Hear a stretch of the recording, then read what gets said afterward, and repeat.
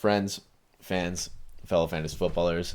Welcome to week 6 of the 4 Champs podcast featuring 3 champs, but a different 3 champs than you're used to. It's the OG 3 champs, as they say on the streets.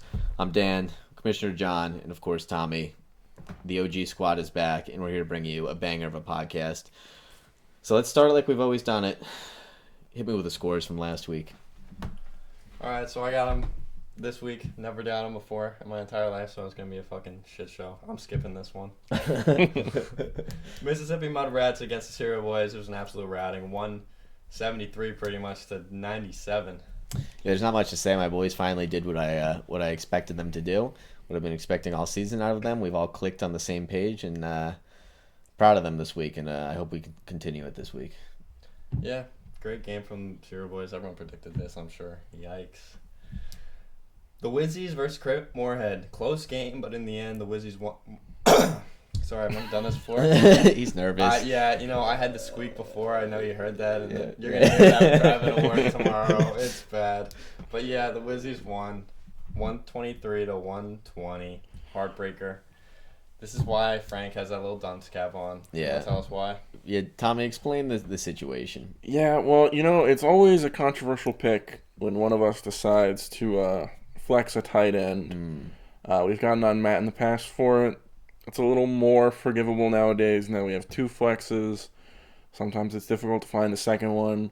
Frank decided to start a tight end. And, he rosters 3 tight ends for a reason, and he can't even start the right one. Cole Kmet would have won him this week, and he would have been sailing on his way to a playoff berth at 4-1. I think he would be. Yeah, that's upsetting from him to make that mistake, and I think he also had wide receiver DJ Chark on his bench, so that also I think could have won him this week. So that's a tough one. I sometimes respect the tight end play if you could pull it off. Like Christian, I gave him shit for it, but he did it right. That's when he wasn't ready to start Laporta, and Laporta proved himself that week and was good there. But Frank, man, I think it's time to ship out some of these tight ends and I don't know, fill up this bench with some wide receivers or something. Yeah, and I want to stay on this matchup for another minute here. I got a bone to pick with the 2 GMs of these teams. Okay. It's not often over the course of a season that you can go into a Monday night game matchup and have 2 teams that each have a player going that realistically have a shot to win that game. Yep. Not often is it that close. Are the projections that close? Is there that much drama on a Monday night? And I go to sleep early on the weekdays. So I was expecting to wake up, hundreds of messages, fuck you, Frank, no, fuck you, Enzo, come on, Jacobs, let's get that ball, no, come on, Jacoby, score another touchdown, and I woke up to nothing. There wasn't a peep. Yeah, nothing. I'll tell you what, I was there at Enzo's house Monday night watching the game with him, and he didn't even have that much joy with this win. Like, I looked down at my phone after Josh Jacobs caught that last pass to sort of solidify the win for Enzo, and I'm like, Enzo, you guys did it. And he was like, he was a little bit happy, but it wasn't like a pop-off celebration that I expect from this guy. So I think he's having a lot of trouble being a GM right now. There's a lot of pressures on him, and I'd just like to see some passion from him in these coming weeks. Hopefully this win will give him some faith in his guys, and he could turn it around. Yeah, that's really upsetting hearing that. I don't know where the passion is. I know I see his sparkle in his eye week 1, week 2, even at the draft, and I'm sad to hear that that's not there anymore. Yeah. It could be outside of football giving him issues, but I hope he gets it all sorted out. I'm not sure how he won with Zach Wilson. I'm kind of pissed. Let's move on. It's the gameplay. Oh, shit. Sorry, guys, about the gameplay. Sorry for the technical difficulties. Yeah. Hey, good call, Tommy. So, we were keeping you focused on what we had to say about that matchup. Yeah. Anyway. Now let your brain rot. Here we have the Marauders versus the University, but the wrong university, the agency. The university formerly known as the agency. Yeah, we'll get to that. But yeah. It confused me even there. I was like, I didn't play Connor. Yeah. I read it like an idiot. While you guys were talking, I was like, I gotta make sure I'm gonna say the agency, but I'm retarded.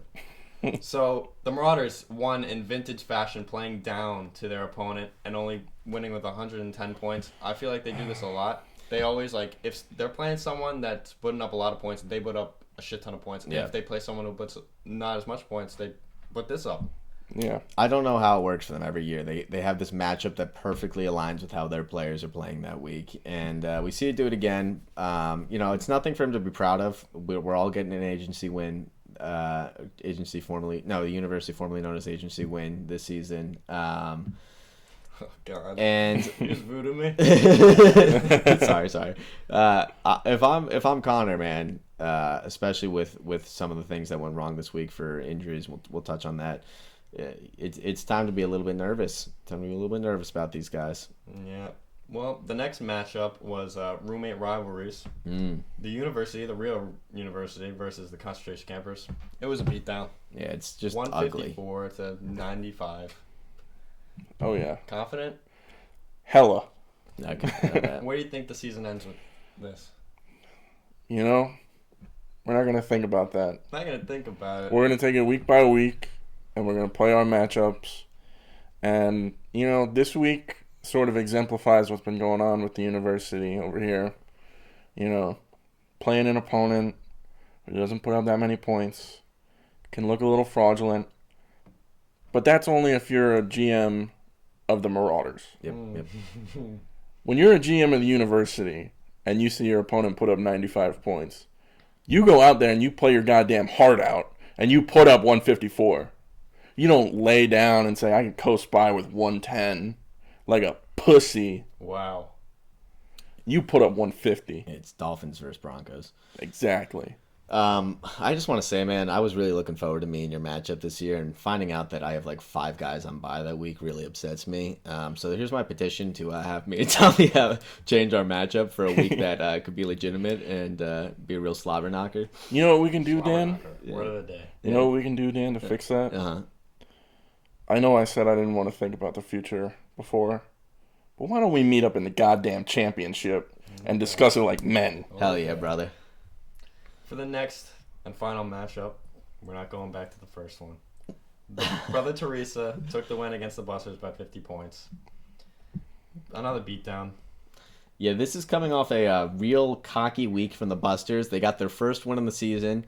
Who'd they beat? Was it an agency win? Last week? Yeah, It last was. week. Yeah, so they got their agency win. They're coming in cocky, talking their shit, and he goes back to kind of what we expected out of him. Yeah, and Brother Teresa won with Aaron Jones getting 0 points. They put up 150 points. Yeah, that was scary. There was a point there. I was proud of my boys putting up 172, and I scroll over to Matt's team when Aaron Jones was still projected to play, and he was like right there with me, like at one point being projected like 173, 174. I'm like, for my confidence, I really want to be the number 1 scorer this week. My boys need it. And so in a selfish way, I'm glad that happened. Yeah, I had the same selfish thoughts. Yeah. Matt is the closest right now to having the highest points for, and I really wanted to stay above him in that. Very nice. So I was glad to see that. I still think he should have dropped Aaron Jones, though. Yeah, I wholeheartedly agree. Yeah, and then we had the bottom feeders beat the Tingleberries by 40 points, and yeah, what's to expect? Nothing you want to say about that one? You'll get him next week, or? No, I know I'll get him next week. Speaking of next week, he'll get him next week when he plays the agency, the university formerly known as the agency. My God, should that be a bounce back week for you guys? I hope so. You guys can put up what you did last week, which we won't talk about, and probably still get That that won't time. happen again. Calvin Austin's no longer on a team. Yep. Naked Ballsack Boy is never going to be on this team again. That's Josh Dobbs. Okay. And yeah, I don't see Ramondre Steven getting 24. No, not even 24. 2.4 because he's a fucking retard. Mac Jones is a retard. But Jahan Dotson's still in the lineup, right? Yeah, well, that's because Deshaun Watson's not playing against 49ers. Oh, he's not. So Huh? I can't start Elijah Moore. Yeah, maybe I go with a little Amari DiMarcado. Let's see what happens. That's actually not a bad play. Yeah. You want me to do this week's matchups? Yes, please. Okay. So we just went over Dingleberries versus Yeah, give us your weekly score prediction predictions. for the Dingleberries versus the agency, the artist formerly known as the agency. We have the Dingleberries putting up 116.72. A lot better than last week, but Still it's mid. more of a get right week. Just Okay. figure I like things that. out. Yeah. Not going to blow anything out of the water. And then we have the agency coming in with a 111.16. Oh my god. These Sweater. yeah, these two franchises are in sort of the same place but different places at the same time. Agency is obviously 0-5 and way more desperate, but both their teams coming off big buys. They need to put up a good amount of points to have at least a little confidence going into the next week. And I think the Dingleberries win the nail biter. That's a good take. So listen, I said last week that I'm team agency for the rest of the season. The thing is, I'm also imagine a Punnett square, and the team agency is the recessive gene, and team Dingleberries is the dominant gene. Wow, Yeah. did you go to school?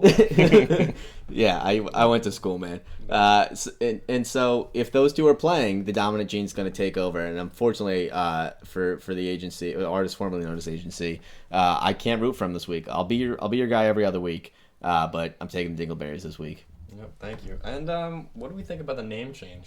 Ooh, Get yeah, past this. yeah. Is that voodoo? Does he need to I be don't. killed? It's one of those things. I think he's trying some new voodoo techniques that we haven't seen in the league before because he is the master of voodoo.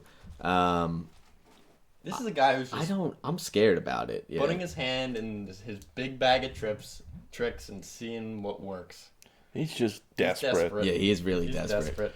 He's desperate, And- and he's cloying, he's clingy. He's everything you can think of under the sun. Yeah. And it's just amazing how you can even do this and retain that you have any self-respect. Yeah. And we do have two people going into the Monday night game. Ooh, That game, so who's playing Monday night? Chargers versus Dallas. Okay, so we got He has Keenan. Josh Palmer and I have Keenan Allen. So that could be a little bit of an exciting matchup. If we'll pay attention to it this week if things stay close. Yeah, hopefully these managers actually get into it on Monday night. Yeah, I hope probably. so. I'll be shitting bricks. Yep. If it's close. All right. Anyway, moving on to the next So- matchup. Next matchup, we have the Marauders versus Brother Teresa. Both of these franchises are not too well liked around here. But someone's got to win, right? That's true.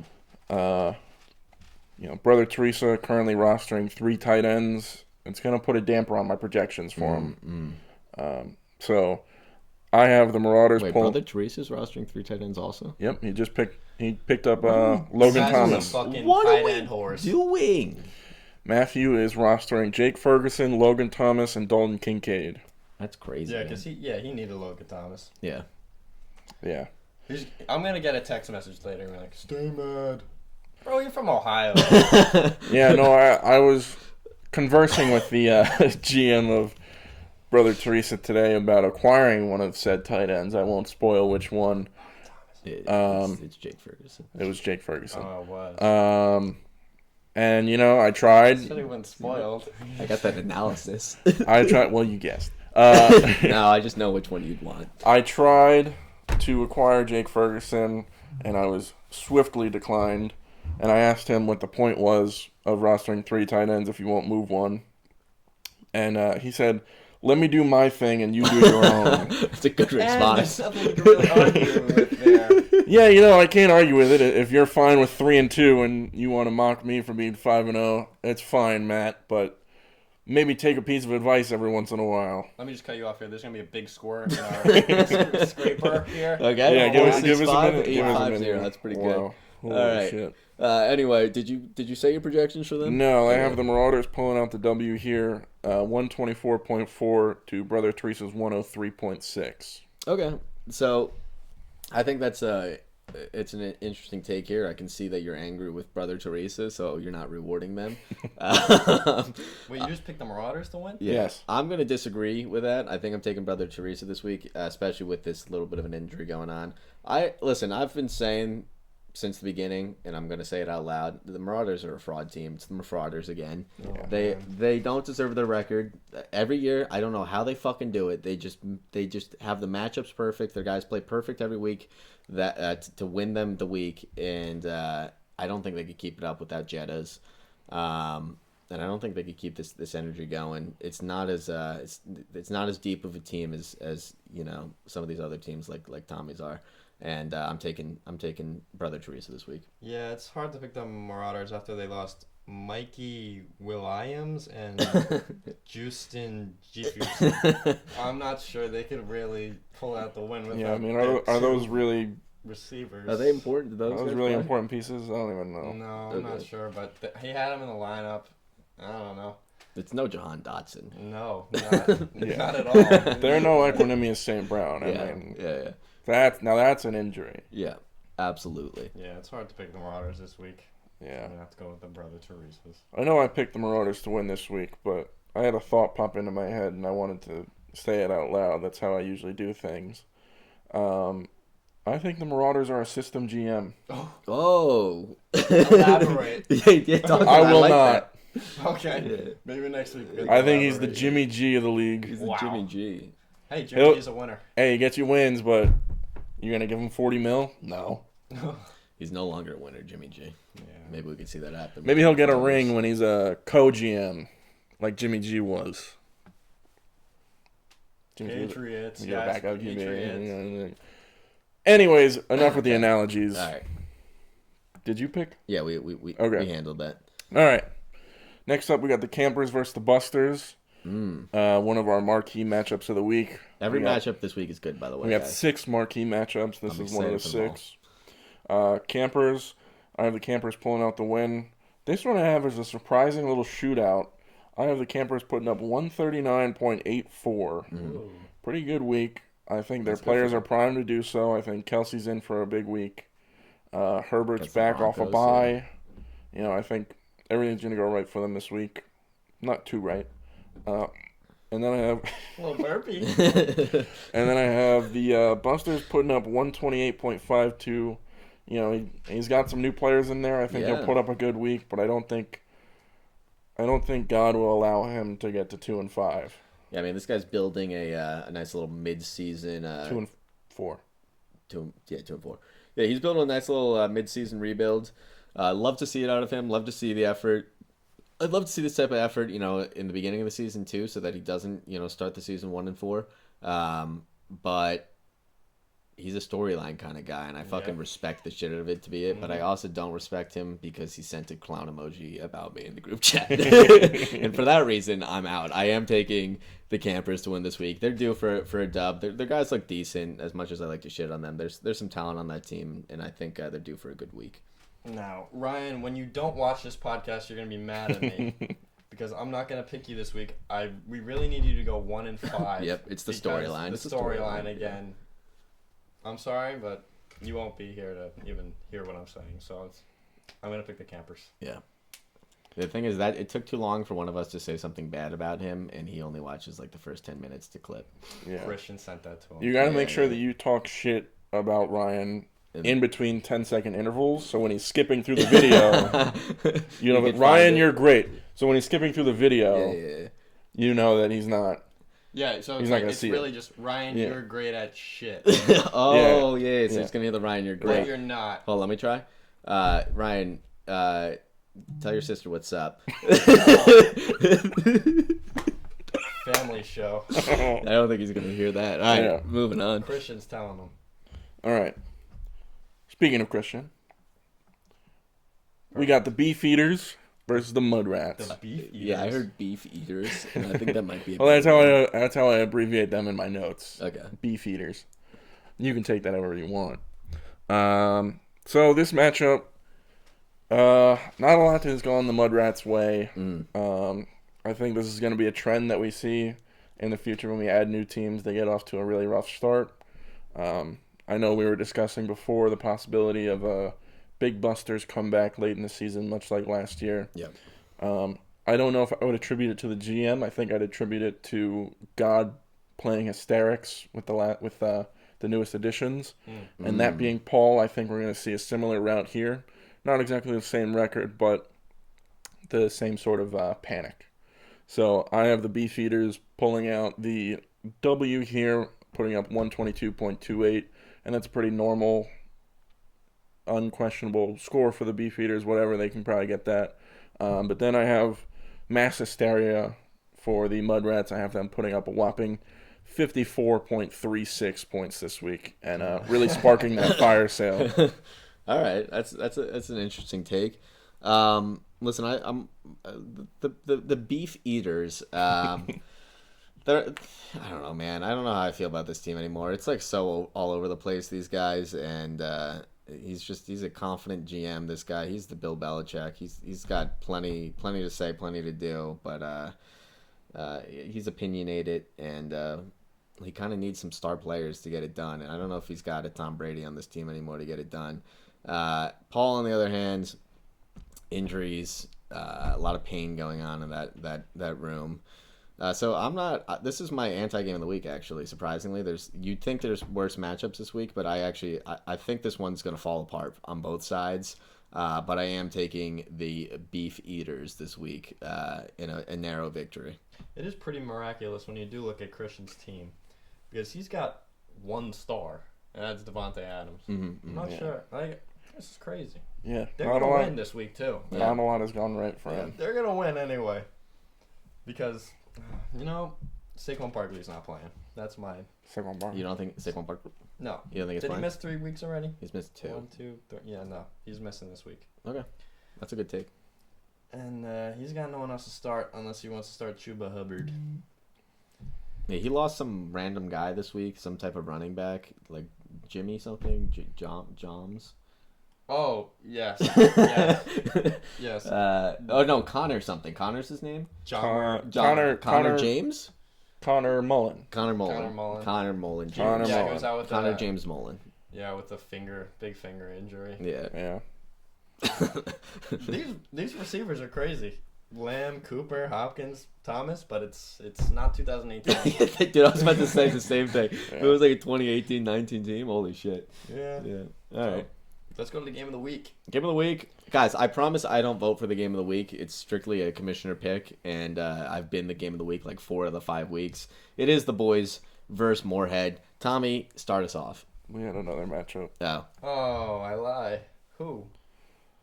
The real university. Oh. We did that. All right. There's 2 universities, so it's Wizzies. confusing. Well, we just give them like a little sneak peek to pay attention for that later. Yeah.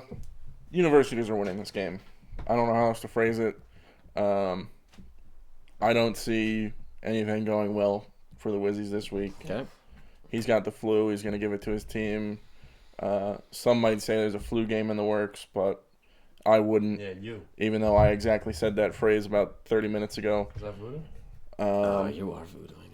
I'm not. I never voodoo. We killed voodoo. All the voodoo lives within the Wizzies right now. Yeah.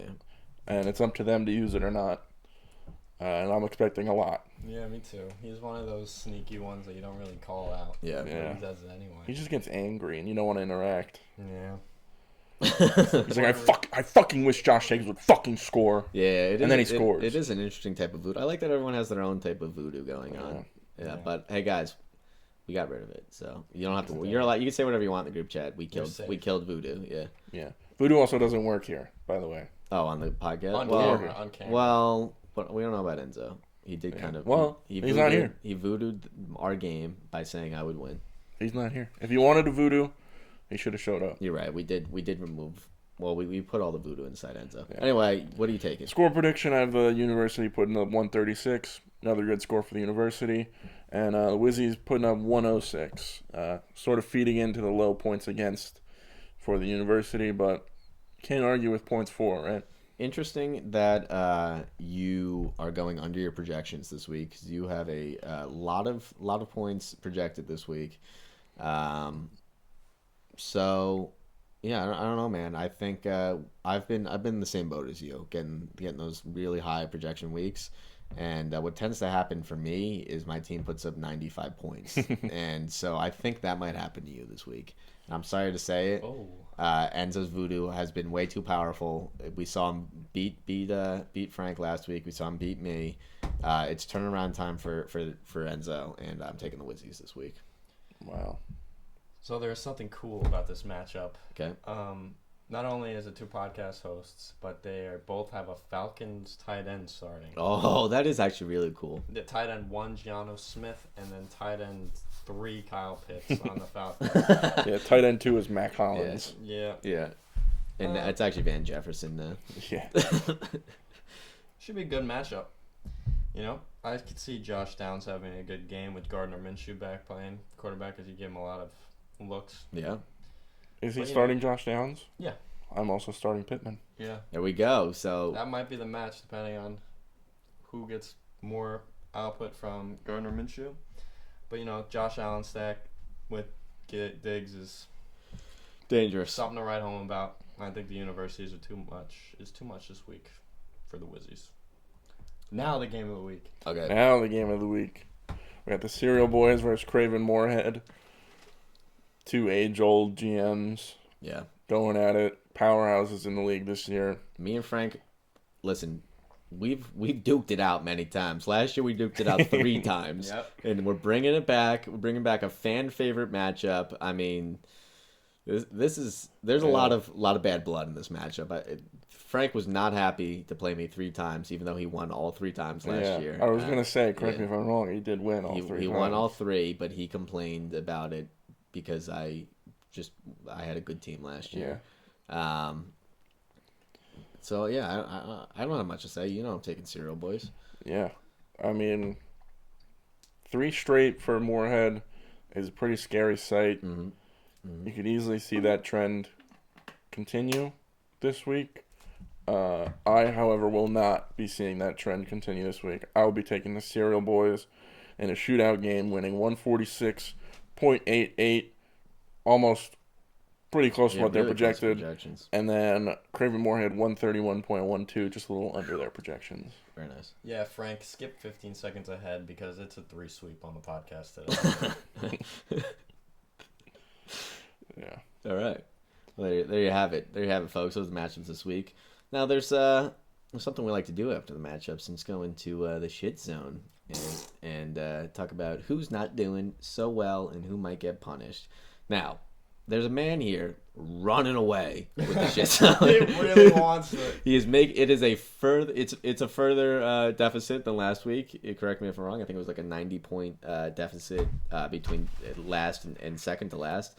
And now we're looking at over 100. No. Yeah, it was. It was 90 last week. It was like 80. That's 89. 80. Oh, 89. No, 91.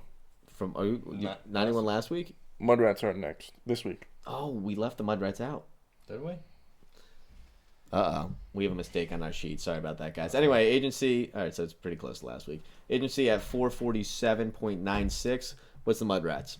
Mudrats are at 538.2. Okay. All right. So the Mudrats, worse team than I thought they actually were there. Concentration campers are at 551, rounding out the top 3 here. But we have a guy right on the cusp with the big busters with 557. You know, him and concentration campers are duking it out. But he's in his rebuild era, so hopefully he made some good trades. Yeah, Big Buster's a turd that didn't quite get in the bowl yet. Yep. It's the Dookie shot stain. off the side, yeah. We'll call that the Dookie stain for now on. Yeah. He's crowning. It's turtling. All right, anyway. A little bit of a trade talk here this week since we just touched on it with the Busters rebuild era. They got rid of 2 players. One that they just brought into the team, Amon-Ra, the Sun God, St. Brown, and Jahmyr Gibbs, who's been not the running back that they thought they would get out of him from round 3 pick. For Travis Etienne, who's been the running back 4 so far in the season. Yeah. How do you feel about that, Tommy? Because you made the trade. Yeah, you know, it was a brain racker for sure. Mm-hmm. I kind of had to look inwards at myself and wonder, am I having favoritism for my own players? Am I seeing Travis Etienne in a light that I shouldn't be seeing him in? And I looked deeper into it, and I felt it was necessary. You know, it's a good shot to take. I still retain 4 good running backs. Gibbs is questionable as good, but I believe he can come back to form later in the season if I ever need him. And that's part of the luxury of having that sort of depth is I don't necessarily need him to be him right now. I that's a Good shot way in the on. dark. Okay. And I believe Amon-Ra can be that guy, another wide receiver 1 in my second slot to provide consistent points with Diggs there. Yeah, definitely. Yeah, I see both sides of the trade. You have just so much kind of depth on your team already that I didn't feel like it was a necessary move for you, but I do like it. I like that you're rounding out this wide receiver room since you already have so many good running backs. It's definitely a risky one, but if Amon Ra can become kind of what you need him to, it could be really good for you. And correct me if I'm wrong, he was enrolled last year, wasn't he? For a temporary period, he was doing. He was for a good bit. Yeah, You picked up a class? yeah, he did a couple I classes. acquired him from the Serial Boys last season. Yep. I traded him for my baby boy DeAndre Swift. And if I'm not wrong, I think I had Amon Ra for less than a week last year. Yeah. I don't think he ever played a game for the boys. That's the league whore. He is the Yeah. league whore, No, which brings us into the next trade. Him being a league whore again, because he got traded from Craven Moorhead, right? He started his Yeah. journey on Craven Moorhead, Yeah. then went to the Busters, then Yeah. went to the University. He went to the Busters for Probably a day. the trade was. The trade was I got it. Eckler and Piron. Eckler and Pirine for Amon-Ra St. Brown, Rashad White, Cole Kmet, Yep. and Gus Gus Bus. Edwards. Yeah. Yeah. So That one's crazy. I mean, that's a lot of wild people. trade. Right now, I'm not loving that trade. Why? Because I have to go up against Craven Moorhead this week, and putting Austin Eckler on his team just makes him a little bit better, makes him a little bit stronger, makes him able to start a top caliber guy this week that he otherwise would not have been able to. So immediately, I'm seeing a lot of success for Craven Moorhead from this trade. But I'm also seeing a lot of success from the Busters because they are rounding out that room. They're getting the depth they need. And we saw immediately turn that depth into a 2-for-1 in the opposite direction and got an even better running back. So, I mean, that's some good managerial skills by the Busters this week. So, Definitely. yeah, proud of him for that. yeah, he basically turned Eckler, Pirine, and Gibbs into Travis Etienne, Rashad White, Gus Edwards, Cole Kmet, and That's it. That's it. So, well, maybe not. that's I mean, that's a pretty good return. That's a great return. So yeah, good for him. He had to get rid of Jahmyr Gibbs in the process, but he did not like Gibbs. It was one of those guys that like he was like starting, and he was just being let down over and over. So yeah, man, I like it. I like all the trades that have happened this week. See. All right, injury report. So there's guys, there's been some injuries going on in the league. There's the ones like the mild ones we touched on, like the Justin guy or like Houston. Jeffers or yeah. something. There's like some guy with like he's Connor Mullen. he's got like a chain or something. Like Yeah, he carries around Devon a A chain. chain, yeah. Devin Two A chain. chains. Two chains. Yeah. But there's been some more important injuries that we'd like to talk about going on this week. I'll start us off. Kevontae Turpin, Dallas Cowboys wide receiver. We all know him. Just really important player if you're in a 32-man league. Yeah. He has an ankle injury. He was ruled out on Sunday in the matchup against the 49ers. And, That one fucking cost me my week too. yeah. I could have won. Because he suffered that in the first half of the contest. But it's not likely that he plays again this week. So if you guys were thinking about rostering Kevontae Turpin, think again. Yeah, and maybe to replace him, maybe you get that guy Schoonmaker from Dallas. He could pick up some of those receptions that he's leaving behind. Yeah, absolutely. Another injury that we had 21 days ago was Chase Edmonds, who's been on IR for a shoulder injury. He won't be playing for probably another week or so. That was just so unfortunate. Yeah, look for Sean Tucker in your leagues. His career was on the up and up. Yeah. Just sad to see a young guy like that really lose his chance to be a great in this league. He'll be back. Another guy, this guy's more of an old head, probably on the edge of retirement anyways, but, it's always sad to see one of the all-time greats go. Zonovan Knight, man. Oh, That hurt. One day I expect to see him in the hall, putting on that gold jacket at Canton. Yes. But this is not the way you want to go out and have the send-off for your career. I'm praying he gets that one-day contract with the Jets, who he so helped all those years ago. I'm really hoping that he can retire on top, like he deserves. We're praying for you, Zonovan. Yep. Yeah. Zon, this one's for you. He played 50% of the special teams snaps that week. Yeah. So if you guys are in a league that rewards return points, punt return or kickoff returns, that could be really important Yeah, for you. look for So a sorry stack about up. that. Just to touch on some guys who are on IR that you might want to stash right now while you have the chance. You should be able to get Russell Gage in some leagues. River Craycraft, Richie James could be good. Tim Patrick. There's some talent here that you're going to be able to pull up. Justin Shorter, Buffalo Bills. He's a little bit of a Don't tell him sleeper. about him. Yeah, a little bit of a sleeper. So I'm giving away the free hints this week. Parker Washington. I mean, guys, if you've got that empty IR slot, you might as well fill it right now because these are some injuries you want to pay attention to. Definitely. Yeah. Anyway, we got the question of the week, everyone's favorite part of the podcast. Listen, guys, there's a war going on right now. All right, there's some terrorist action happening. There's some Jewish people, getting fucked up, and you got to send one of your guys to be a spy because somebody's got to help them out, man. Somebody's got to see what's going on in this terrorist organization. So who are you sending in to sort of pose as a Hamas guy and get insider information? Well, Tommy, why don't you take us away? I'm going to let you in on a little bit of a secret here. I've already done this. Oh, no. What do you think I traded Etienne for? Oh. You think I just didn't want him on my team?